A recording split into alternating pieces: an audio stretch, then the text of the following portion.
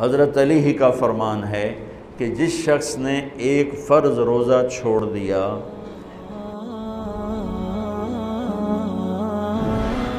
رمضان کیوں کہتے ہیں؟ رمضان کا مطلب ہے جل جانا۔ کس چیز کا جل جانا؟ صلاۃ الاوابین حین ترمز الفصال، نیک لوگ ایک نماز پڑھتے ہیں کب؟ جب اونٹ کے پاؤں جلنے لگیں، اونٹ کے پاؤں جب جلنے لگیں، اونٹ کے بچے کے پاؤں جب جلنے لگیں۔ تو رمضان میں جل جانا، اس کا روزے سے کیا تعلق ہے؟ اس کا روزے سے تعلق یہ ہے کہ 360 دن سال میں ہوتے ہیں چاند کے لحاظ سے، 330 دن کے گناہ اللہ رمضان کے روزوں میں ہر روز میرے آپ کے گناہ جلاتا ہے، جلاتا ہے، جلاتا ہے۔ بھوک لگتی ہے ایک آگ بنتی ہے، پیاس لگتی ہے ایک آگ بنتی ہے۔ تو ہمارے لکڑی کی آگ میں چیزیں جلتی ہیں اور ہماری بھوک، روزے کی بھوک کی آگ میں گناہ جلتے ہیں، اور 29ویں روزے اللہ سارے سال کے گناہوں کو جلا کے روزہ والا یا روزے والی کو ایسے پاک کر دیتا ہے جیسے آج ماں کے پیٹ سے نکلا ہو، ایسے ان کو خوبصورت کر دیتا ہے۔ حج کا مہینہ آیا، اعمال اسی طرح ہیں جیسے ہوتے ہیں۔ رمضان کا مہینہ آیا تو میرے نبی کا اعلان ہو گیا، ایک فرض 70 فرض کے برابر ہو جاتا ہے تمہارا، نفل فرض کے برابر۔ فرض اور نفل میں فرق کیا ہے؟ حضرت علی ہی کا فرمان ہے کہ جس شخص نے ایک فرض روزہ چھوڑ دیا، پھر قیامت تک اس کی قضا میں نفل روزے رکھتا رہا، تو ایک روزے کا یہ سارے روزے بدلہ نہیں ہو سکتے۔ ایک نماز چھوڑ دی اور پھر اس کی قضا میں قیامت تک نفل پڑھتا رہا، تو فرض نماز کی ایک رکعت کے ایک سجدے کے برابر بھی نہیں ہے۔ فرض میں اتنی طاقت ہے۔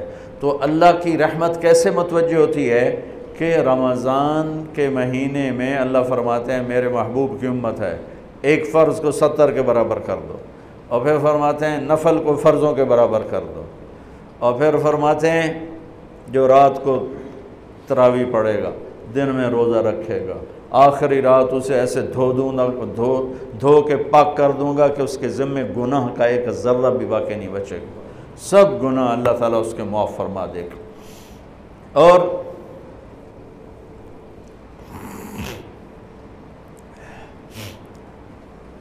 میرے نبی نے فرمایا من صام رمضان ایمانا و احتسابا، دوسری بھی من قام رمضان ایمانا و احتسابا، جس نے روزہ رکھا اللہ کی رضا کے لیے، جس نے تراویح پڑھی اللہ کی رضا کے لیے، اس کے پچھلی زندگی کے سارے گناہ اللہ معاف فرما دیتا ہے۔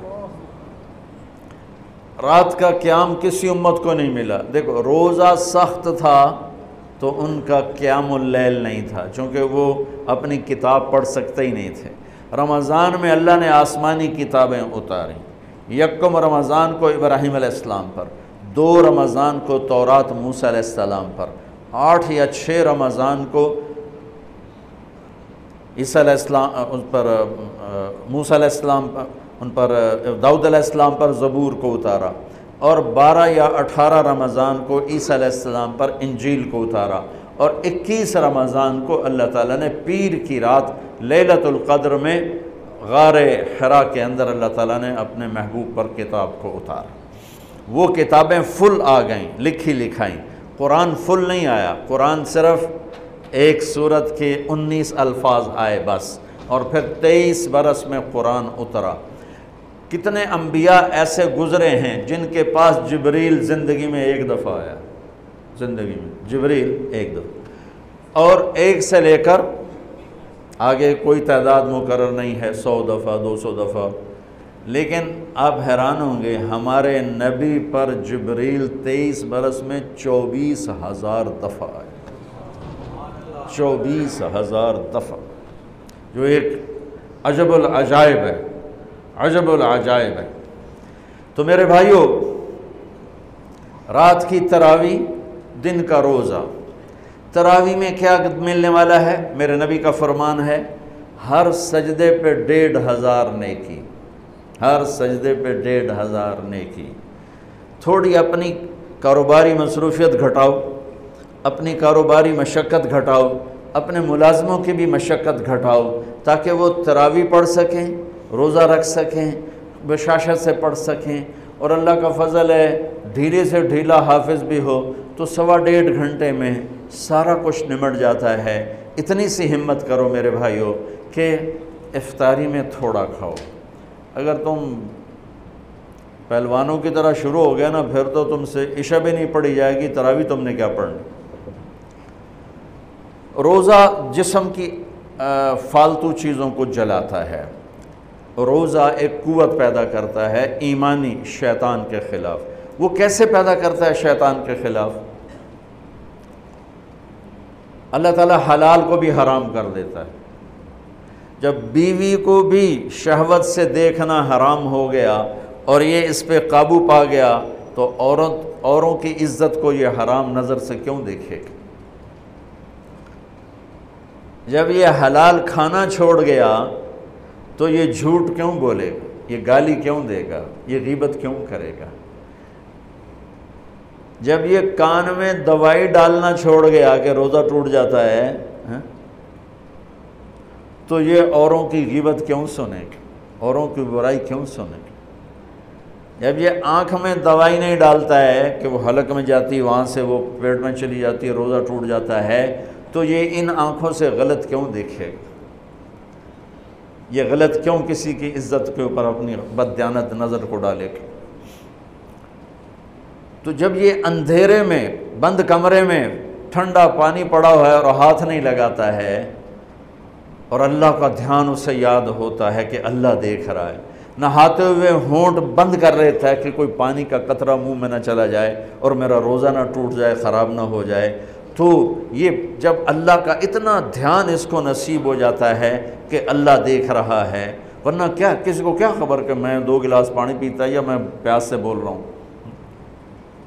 تو جب وہ اللہ کو اتنا اپنے دھیان میں لے آتا ہے کہ اللہ دیکھ رہا ہے، میں پانی نہیں پیوں گا، اللہ دیکھ رہا ہے، میں بیوی کو ہاتھ نہیں لگاؤں گا، اللہ دیکھ رہا ہے، میں کسی کی عزت پر بری نظر نہیں ڈالوں گا، اللہ دیکھ رہا ہے، میں کسی کی برائی نہیں سنوں گا، اللہ دیکھ رہا ہے، میں کسی کی برائی نہیں کروں گا، تو پھر جب یہ بازار میں جائے گا تو جھوٹ تو نہیں بولے گا، جب یہ تولے گا تو غلط تو نہیں تولے گا۔ ہاں یہ الگ بات ہے، بہت سے مجھے ملے کہ جب بس رمضان میں جھوٹ چھوڑ دیتے ہیں، اس تو بعد پھر شروع ہو جاوی تھا رمضان میں رشوت نہیں لیتا ہوں، اس تو بعد پھر شروع ہو جاتا ہے۔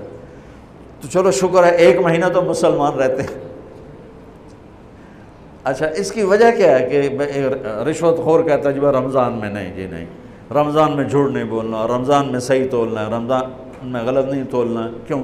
شیطان قید ہو جاتا ہے۔ رمضان میں نمازی کیوں بڑھ جاتے ہیں؟ شیطان قید ہو جاتا ہے۔ کسی امت کو یہ نہیں ملا کہ رمضان میں شیطان قید کیے جائیں، اس امت کو ملا رمضان میں شیطان قید ہو جاتے ہیں۔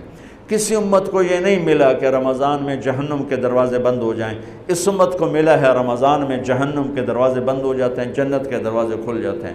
کسی امت کو یہ نہیں ملا کہ ان کے لیے ہر مخلوق دعا کرے، رمضان کے مہینے میں اس امت کو یہ ملا ہے کہ ان کے روزہ رکھنے والوں کے لیے چونٹیاں بھی دعا کرتی، پرندے بھی دعا کرتے ہیں، مچھلیاں بھی دعا کرتی ہیں، ہوائیں دعا کرتی ہیں، ہر شے دعا کرتی ہے روزہ رکھنے والے کی۔ اس امت کو ملا۔ کسی امت کو یہ نہیں ملا کہ آخری رات ان کی سب کی بخشش ہو جائے، اس امت کو ملا ہے کہ رمضان کی آخری رات سب کی بخشش ہو جاتی۔ کسی امت کو یہ نہیں ملا کہ جنت کی حوریں انہیں روزوں میں یاد کریں، اس امت کو ملا ہے کہ اللہ تعالیٰ جنت کو کہتا ہے کہ تو تیار ہو جا، میک اپ کر لے، میرے بندے آ رہے ہیں، دلہن بن جا، سج دھج کے مجھے دکھا دے تاکہ میں اپنے بندوں کو پیش کروں تحفے کے طور پر۔ یہ ہے تمہاری بھوک کا بدلہ، یہ ہے تمہاری پیاس کا بدلہ۔